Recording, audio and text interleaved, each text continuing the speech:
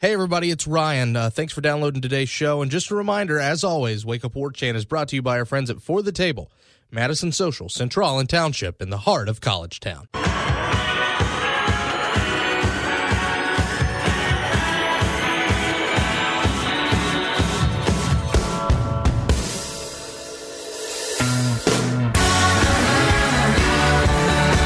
That's right, ladies and gentlemen, from Tallahassee to Thomasville and from coast to Atlantic coast, it's time to Wake Up War Chant here on 97.9 ESPN Radio, and it's a very happy Thursday morning, August 17th, to you and yours. You're currently listening to the voice of Ryan Kelly. I'm the director of digital media at warchant.com. There's a good one on deck for you today. We have, of course, Michael Langston joining us to talk about the latest linebacker commitment for Florida State. Tony Tsoukalas of BamaInsider.com is going to join us. He's going to talk a little bit about how Alabama is progressing. And dadgummit, can that game just get here already? I hate to sound impatient. I hate to sound like I'm just ready for it. But, you know, when you hype up a game for so long and you've talked about a game for so long, and literally since the deal was signed and this was released a couple of years ago, it's been boiling. And now, over the last 6 months since football season really ended last year, it's come to a fever pitch. And it's just gotten to that point where there's still 2 weeks to go just for football season in general. And it's just getting to that point of, God, it's got to get here. It's got to get here, right? I know we've only got so much longer to wait. I know we've got a little bit of NFL preseason to tide us over, but I'm just at that point. And I'm not one of those people, I've said it on this show several times before, who needs football all the time. I'm not somebody who, middle of March, I need it, or June. I'll watch college basketball, I'll watch college baseball, but we've just reached that point where we need college football back, ladies and gentlemen. But that's why you're here, hopefully, getting your college football fix at 6 a.m. on 97.9 ESPN Radio or the TuneIn Radio app or our own WTSM app, hopefully that one. Podcast, iTunes, Podcast Republic, warchantradio.com, YouTube, however it is, we thank you so much. And if you like the show, rate us, subscribe us, give us a good 5-star review. Do what you got to do there. And, of course, reach out to the show. Your comments, your questions, your concerns. Mailbag is coming on Friday morning. So that means we're going to probably record that with Gene Williams sometime today. Gene's going to be our first guest for the mailbag, and we're hoping to do this once a week. So make sure you're bringing your A game for the questions. I don't care what they are. They could be about football. They could be about our past experiences. They could be about, I don't know, the weather. If you want, just send them there. It's radio@warchant.com is your email address. @WakeUpWarChant is your Twitter account. And, of course, as always, we can't do this without our friends at For the Table, Madison Social, Central and Township, all in the heart of College Town. There's nothing really to tell you from a practice standpoint today, well, because there was no practice. Florida State will get back out to practice today, and hopefully we'll learn a little bit more about a couple of these guys who are out and injured and banged and bruised. Now, I don't expect us to learn anything about Matthew Thomas today, which probably means we're totally going to learn something about Matthew Thomas today. Just because that just seems like that would be the type of gut of mine that would go the wrong way. But that being said, Jimbo Fisher's talked a lot about some guys getting banged up, getting bruised up. I want to see some of those names and faces get back to practice. Front page of warchant.com right now. By the way, we haven't really had a chance to talk about it, but Ryan Clark's got a phenomenal story on the front page about Alec Eberle and recovering from his injury. He got to talk to the media earlier this week. That's really good. It's a premium content item, though, so you're going to need to be a member of warchant.com. And Warchant 30 at checkout gives you a free 30-day free trial, so make sure you are checking that out. All right, folks, like I said, we've got 2 long interviews for you, so not exactly a ton of time, but I do got to get you caught up on everything that happened in the world of sports last night. This, ladies and gentlemen, is While You Were Sleeping. Hello. Good morning. Wake up. Wake up. Wake me up. Good morning. Good morning. What happened last night?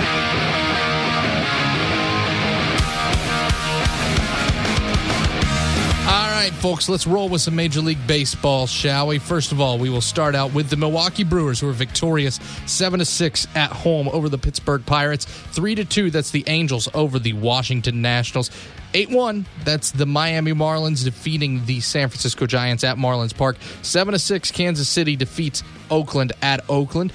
The Mariners get it done. The M's 7-6 over Baltimore in Seattle. San Diego holding serve at home 3-0 over the Phillies. The Yankees take another game from the Mets 5-3 in the Subway Series. That one being played at Citi Field. Toronto takes another game from the Rays 3-2 in Canada. 5-4 at Fenway. That's the Boston Red Sox over the St. Louis Cardinals. That's another win for the Bo Sox over what was a pretty hot St. Louis team coming into that. Cubbies get back to winning 7-6 over the Cincinnati Reds. 12-6, the Texas Rangers over the Tigers. I could rant about it, but I'm not going to. 9-5 in Houston, Minute Maid Park. That's your victory for the Stros over the Arizona Diamondbacks. Cleveland and Minnesota were supposed to play yesterday, but that game ended up getting rained out. It was the Colorado Rockies all over the Atlanta Braves up in Colorado, 17-2. And then finally, the Dodgers, well, they just win again because that just seems to be what they do. It's the Dodgers over the Chicago White Sox, 5-4. So when we come back, you're going to hear from Mr. Michael Langston talking about Florida State's linebacker depth and a couple other questions I wanted to pick his brain on right after this. It's Wake Up War Chant on 97.9 ESPN Radio.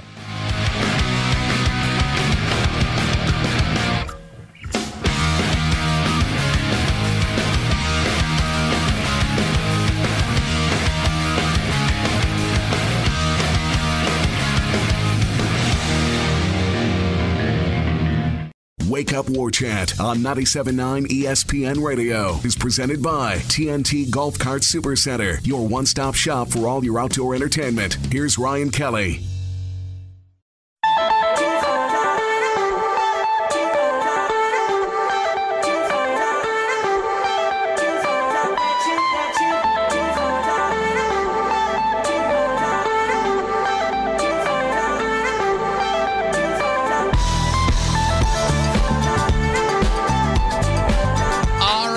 I mentioned it earlier on in the show. Florida State landed themselves a big linebacker commitment a couple days ago, and that's Rosendo Lewis, another linebacker for this class. The second in this class of Florida State Seminoles, the second so far that's actually in the fray.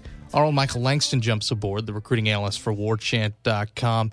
Michael, it's a position in need, and Florida State finally grabs number 2 and keeps their kind of hot streak rolling.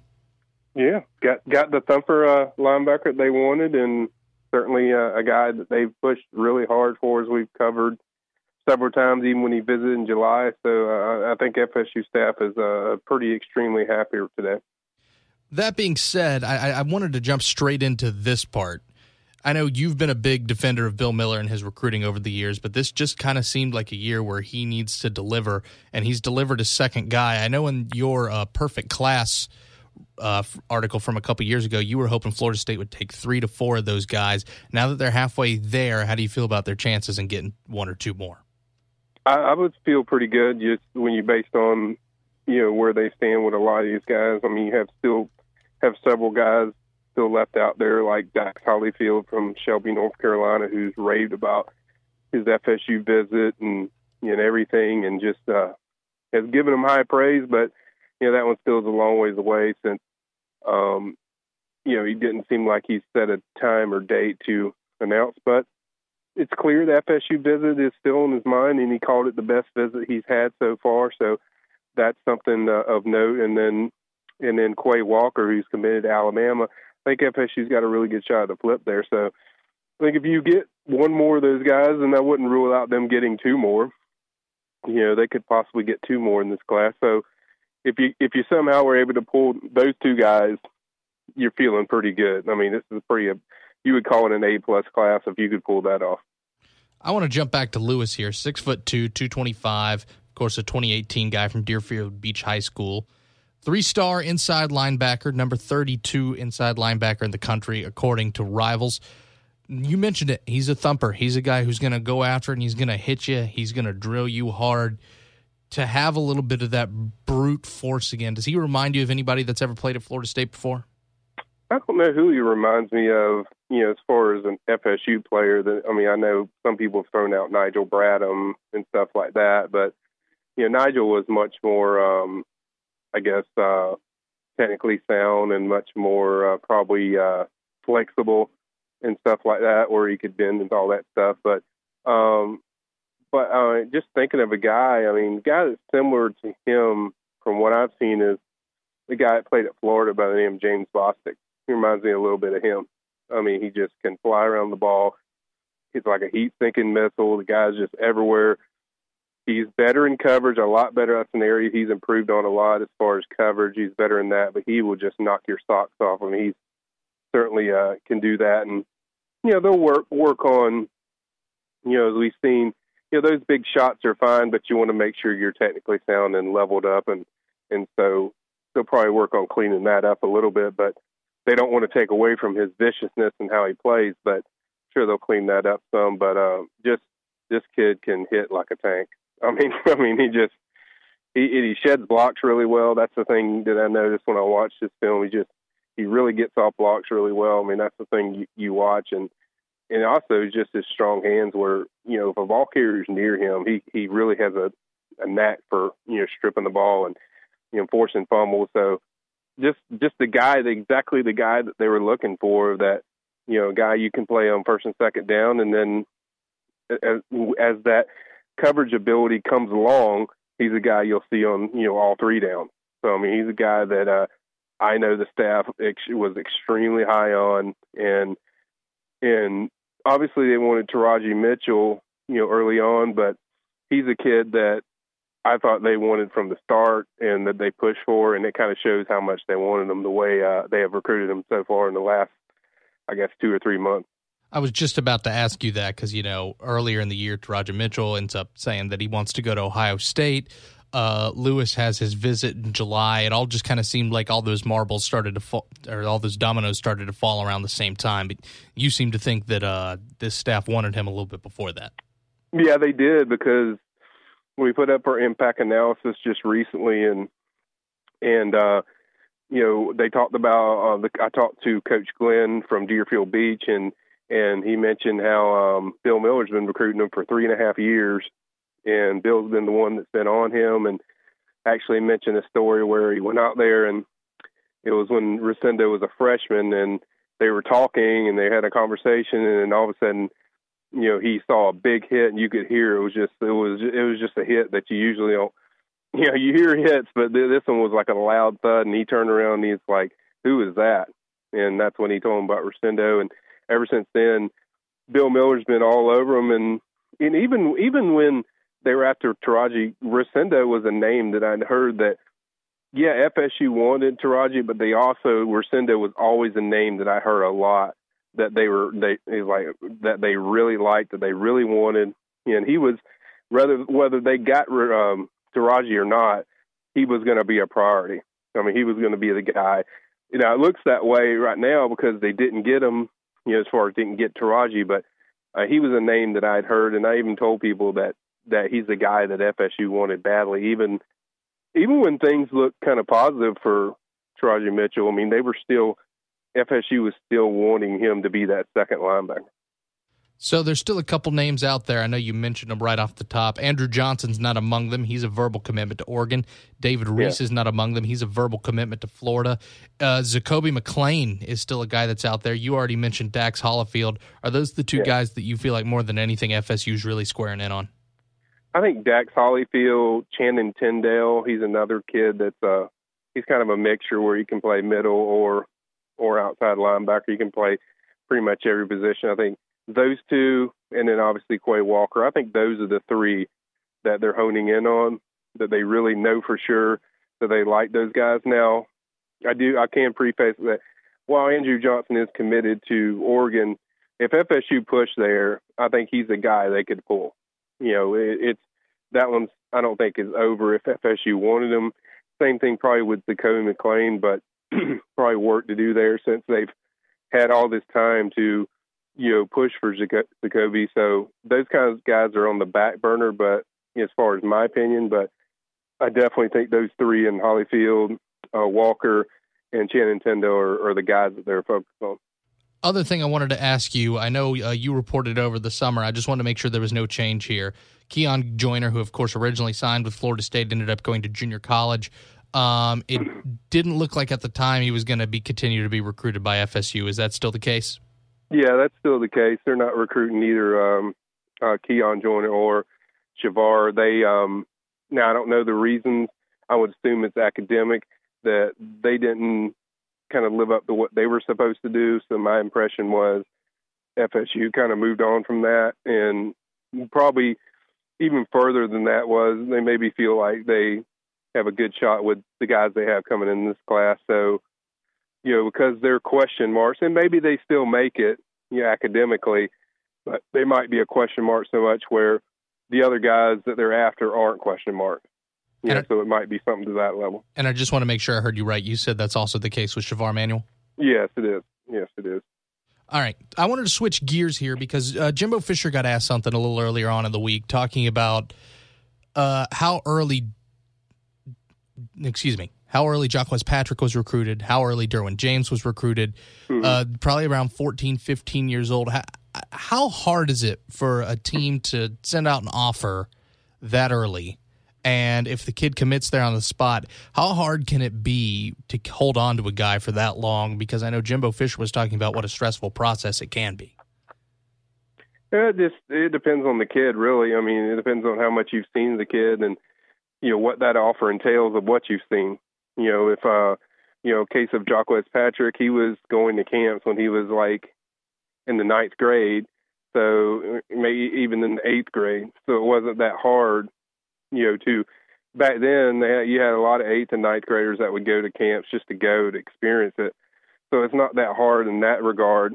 As far as keeping commitments, it also depends on the kid. If the kid's pretty sold, like for instance, Derwin James, who was committed for 2 years, and you got a diehard like that, there's no real issues. Now, if there's a kid that commits early that he doesn't really have any other offers, then it makes it more difficult.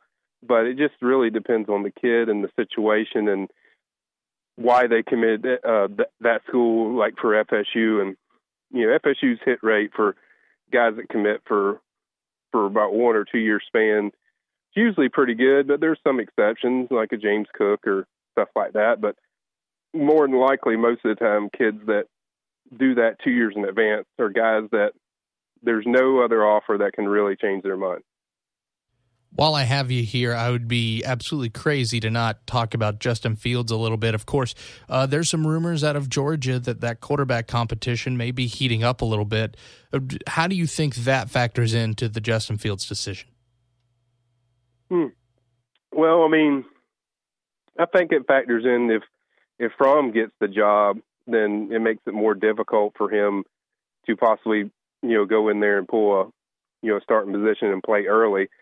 Justin's kind of said he doesn't mind sitting out a year, but I don't know if he'd want to sit out like 2 or 3 years. So, it would have an impact to a certain degree if that happened where Fromm ended up being the quarterback and things started trending that way.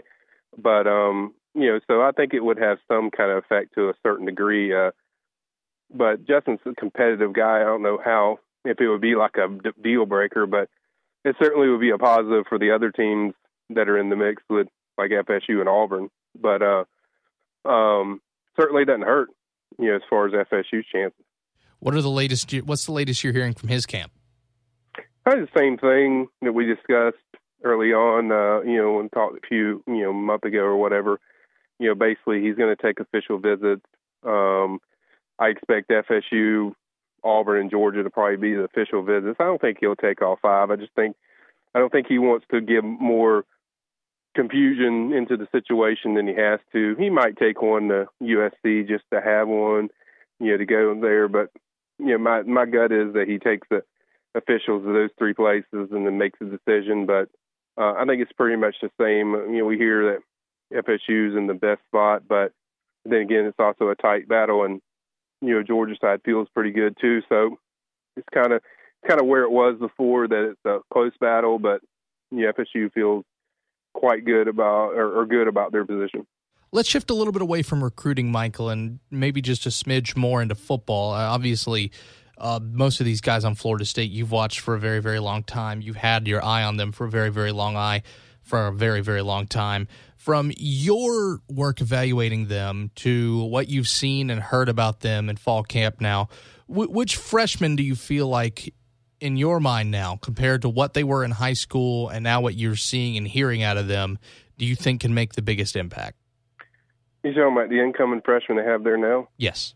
Okay. Well, I think the easy choice would be Cam Akers, because he was just a monster ever since I've seen him in 2 or 3 different events. So that one really didn't surprise me. And obviously Marvin Wilson's, turning heads as far as what he does. So I think those two, certainly. And And I think, a guy that, people are going to really like that's kind of, you hear some, but I think he's going to be coming along where people are going to really love him is that Ontario Wilson kid that's from Turner County, a defensive back. I think people are going to really, really like that kid. And his teammate, Tamarian Terry, has certainly also been talked about by Jimbo, is pretty highly. And so those guys are the main ones. And then you have to mention defensive end Josh Kando, because I think he'll play into the role as far as, getting some early playing time and certainly get on the field early. So, those are the couple of guys off the top of my head. But and then I got to throw in DJ Matthews, as I mentioned several times, that he gives them a dynamic that they don't have, where he gets great separation, on his routes, and assuming he can get down the offense and know his responsibilities, he's going to be a guy that I think is going to be certainly a big part of the rotation at receiver. Well, I'll tell you, Michael, I agree with just about every single one of those guys, but I feel like the one guy that has really impressed me throughout these first couple weeks of practice that's incoming is Kalen Laybourne. Has looked really, really good in that running back position. And it's kind of it's I could have listed like every running back, in Kalen. I mean, you look at Kalen, out of all the guys, when you look at his body frame, he seems the most ready to do some damage.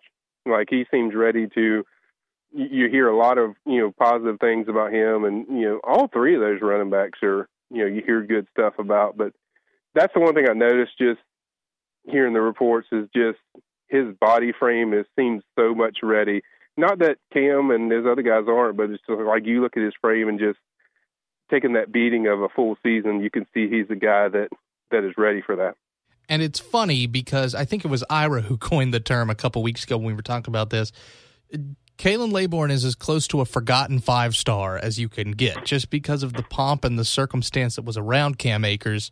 Yeah. But you're right. He just seems like he seems like the one who the least amount of assembly is required. You take him out of the box and he's ready to go. Yeah, and out of all the guys that played in the All-Star games, if we go by All-Star games, he had the best performance, and I think it's going to be a good problem to have when you have that many dynamic weapons. Like, we mentioned Laybourne and we mentioned Cam Akers.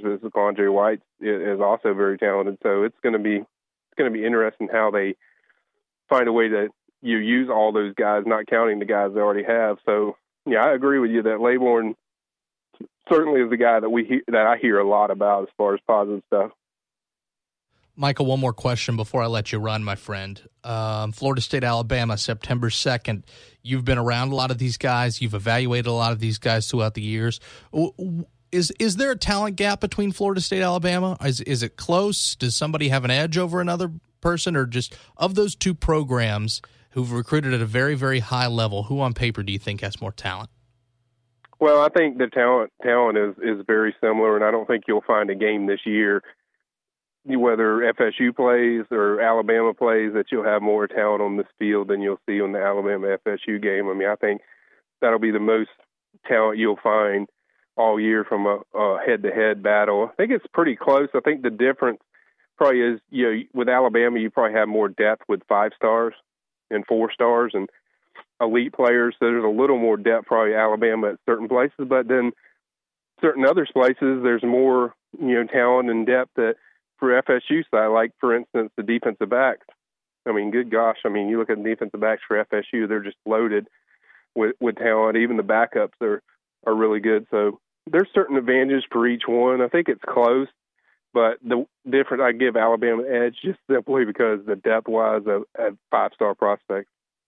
He's so good at getting guys to just stay and sit or gray shirt or whatever he's got to do.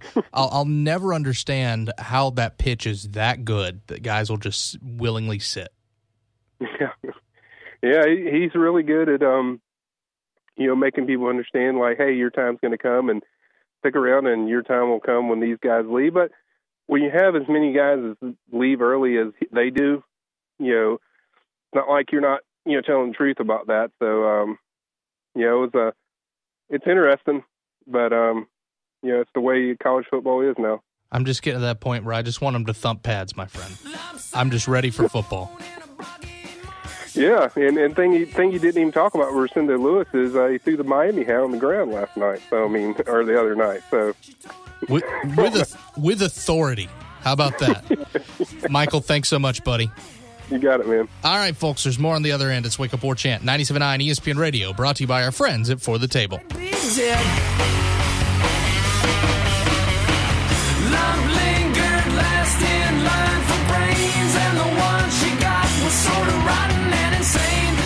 Wake Up War Chant on 97.9 ESPN Radio is presented by TNT Golf Cart Supercenter, your one-stop shop for all your outdoor entertainment. Here's Ryan Kelly. Yes, Florida State just landed a 5-star commitment. I don't see that anywhere online. How did you get that news so fast? I'm on the new warchant.com app. I get news updates and scores pushed to my phone instantly. How much does it cost? It's free. Just go to iTunes or the Google Play Store, type in Warchant, and install it on your phone. That's it. A free app that keeps me constantly up to date on Florida State sports and recruiting? Wow, that makes it incredibly easy to follow my Seminoles and never miss out. With the app, you'll also get quick access to all the stories and features on Warchant, including the ever-popular message boards that feature thousands of fans talking about the Noles. Warchant.com, your ultimate Seminole source.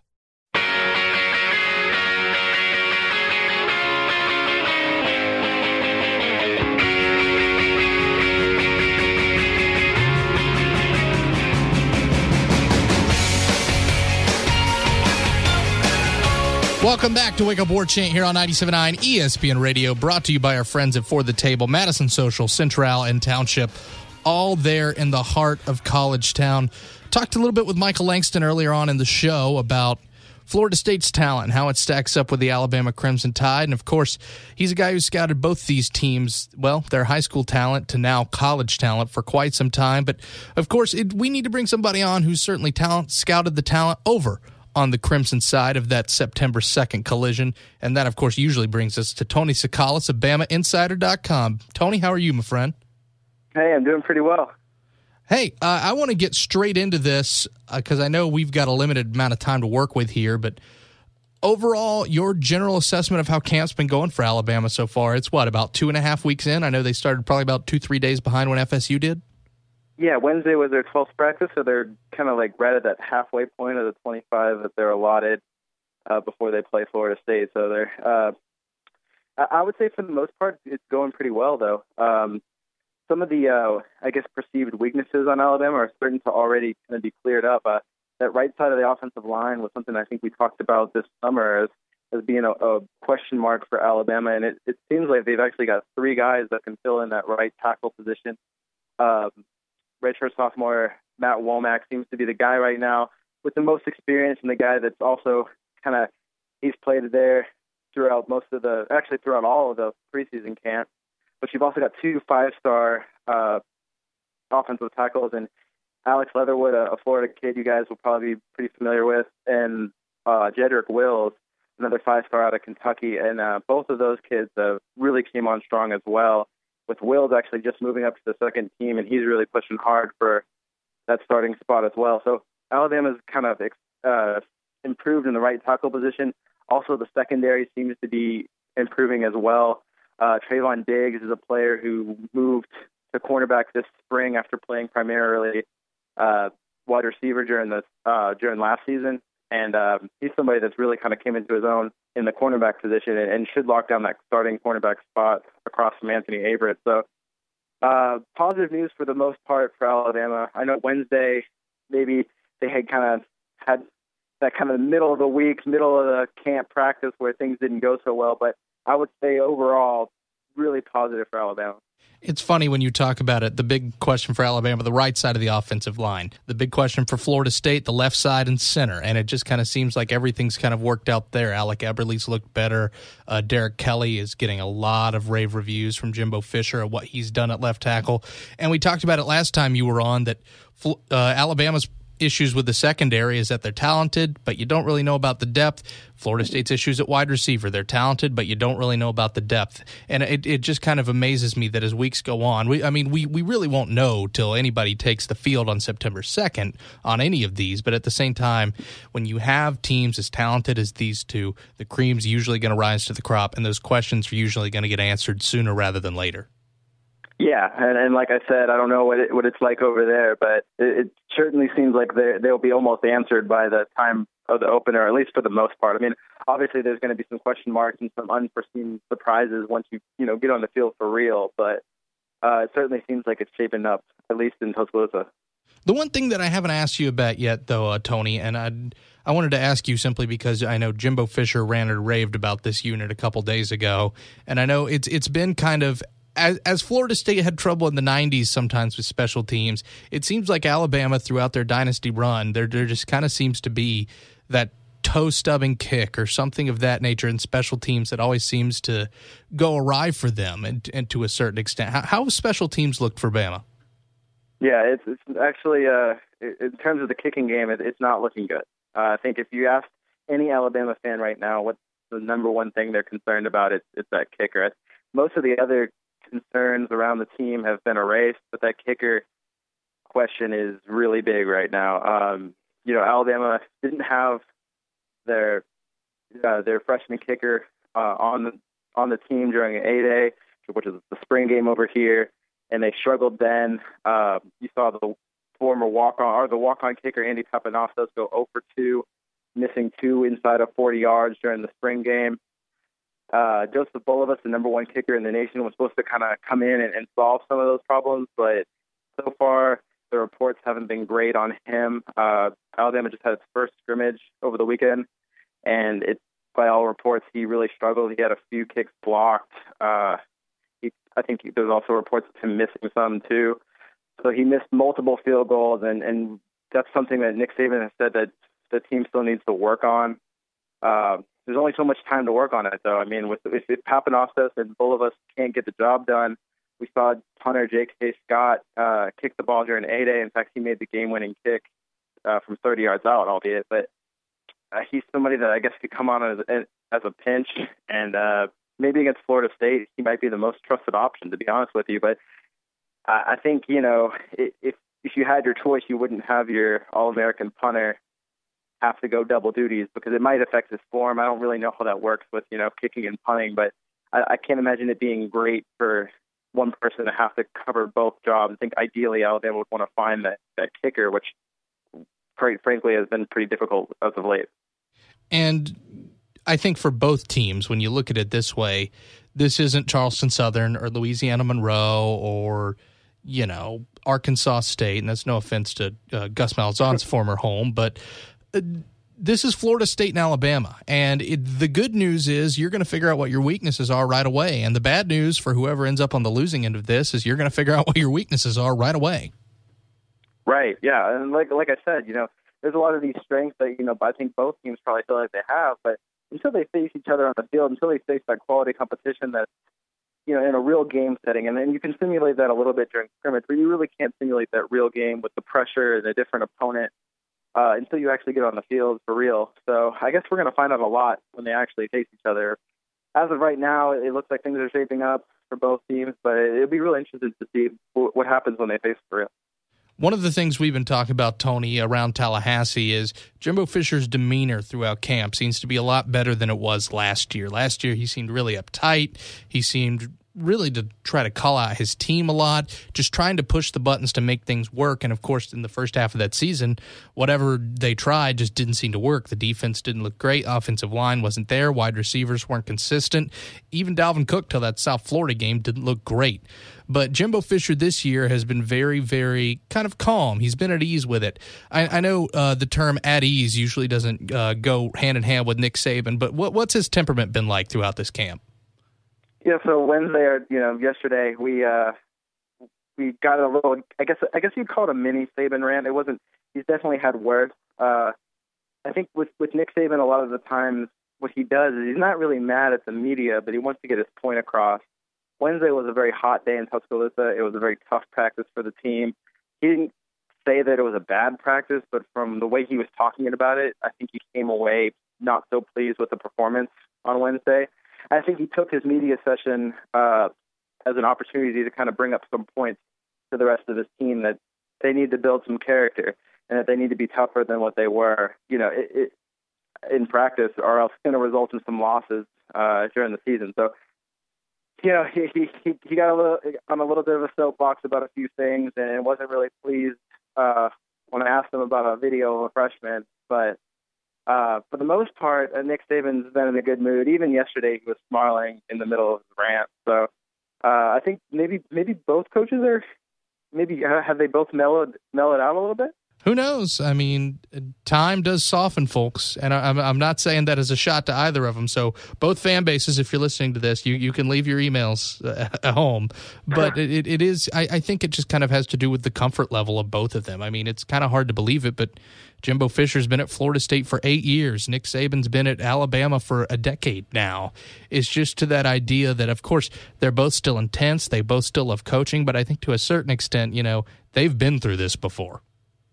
Hey, is it almost to the point where you don't buy it when they get mad? It's like, come on, you've been in this situation before. You've done this before. It's almost to the point sometimes when Nick Saban gets on these rants, like everyone in the room knows what he's doing. And today was one of those days. So it was just like, we know you're talking to your players, Nick.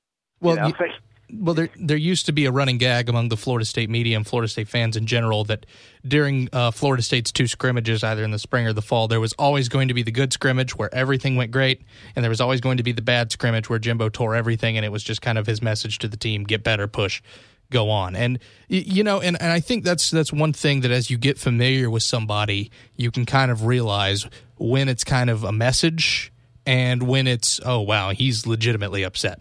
And that was the thing about last year in 2016. There were a couple times where he would walk away from those practices, and you thought to yourself, yeah, he doesn't seem too happy. Yeah. I mean, I think that's the same everywhere. I think, Saban has those moments, too, where you can say that he's definitely a little bit more irked than he is on other times. I think Wednesday was definitely a time when he wasn't that irked. I think he was just really just trying to make a point and trying to wake up his players because it's, just a little bit over 2 weeks now until they strap up for real. Tony, let me talk to you a little bit about the story you put on BamaInsider.com yesterday, talking about 5 players who need to emerge as leaders for Alabama throughout the 2017 campaign.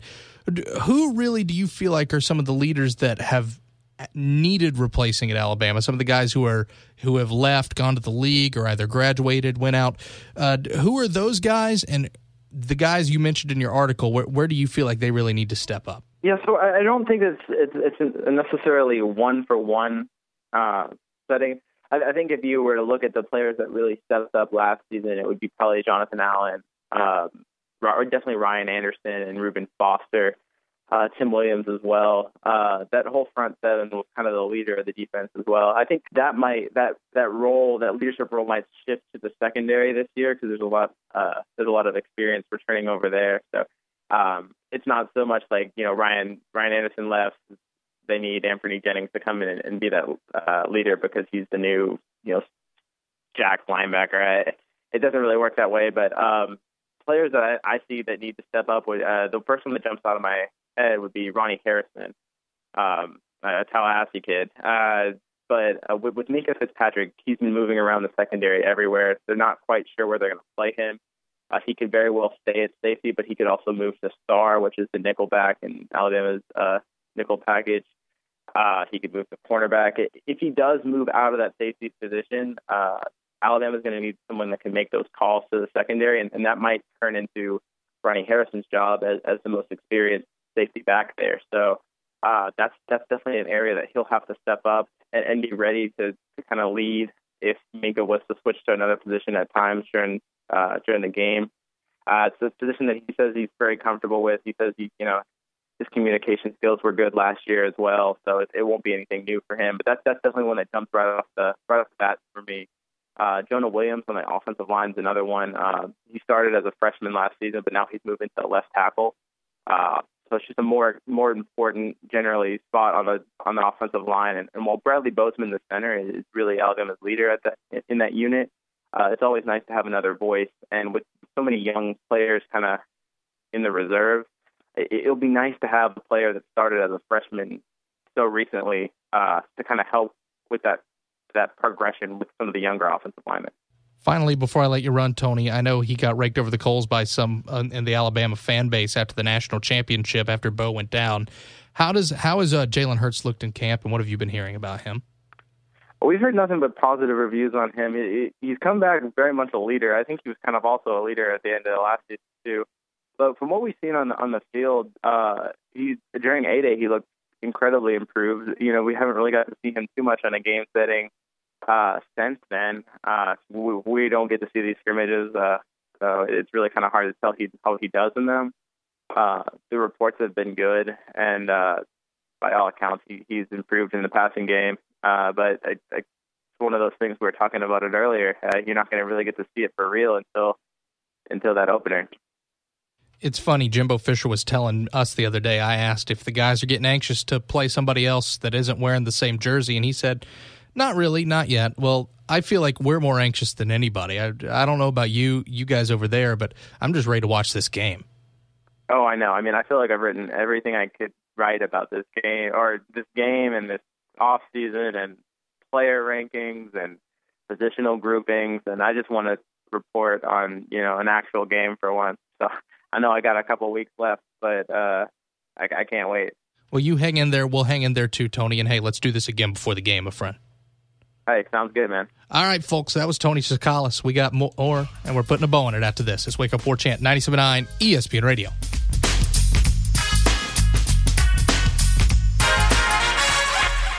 Wake Up War Chant on 97.9 ESPN Radio is presented by TNT Golf Cart Supercenter, your one-stop shop for all your outdoor entertainment. Here's Ryan Kelly.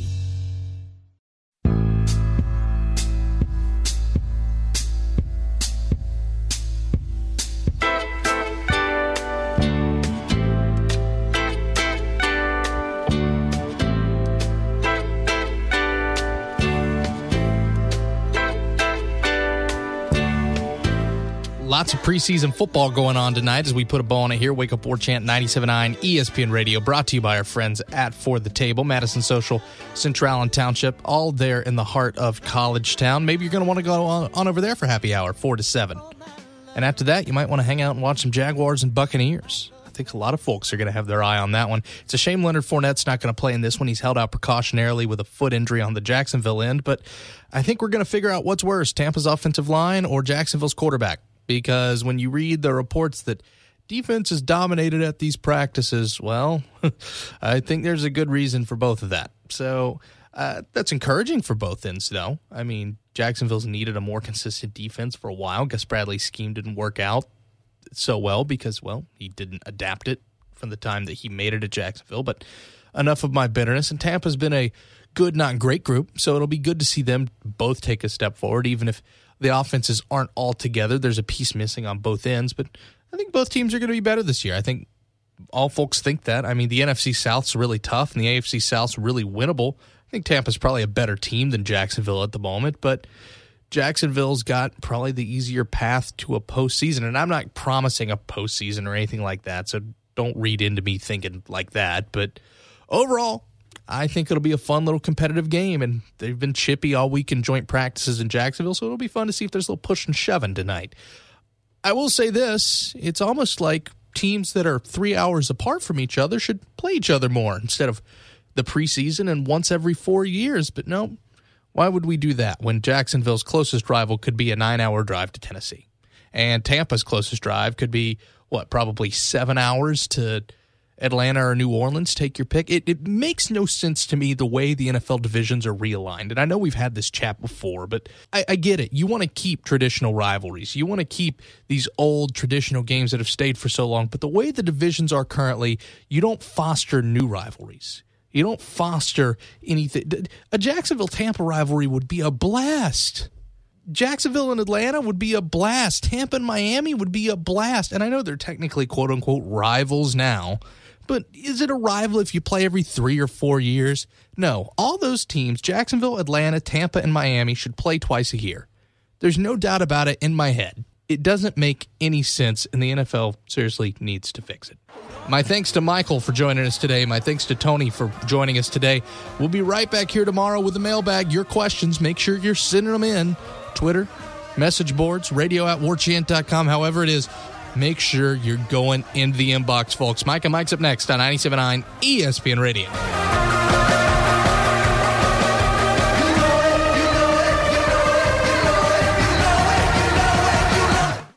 WarChant.com is the ultimate inside source for FSU football and recruiting. And now you can get in on the action for free for an entire month. WarChant.com is offering a risk-free 30-day trial subscription. Get full access to the #1 website covering the Seminoles just by entering the promo code WarChant30. That's WarChant30. Sign up and get in on the world's most active FSU message boards. Receive breaking news, stories from our award-winning staff, plus get exclusive interviews and videos. Just enter the promo code WarChant30. WarChant.com, your ultimate Seminole sports source. Hey, thanks for downloading today's show. If you haven't already, why don't you rate and subscribe us? We certainly do appreciate it, and of course, we appreciate you listening anyway, so just go ahead and click that right there. You know you want to. Come on. Come on. Thanks again for letting us do the show. We love giving you all the football, basketball, baseball, recruiting, all year round. Not just football season, not just spring practice, but hopefully giving you the freshest and newest FSU content every day. Thanks, guys.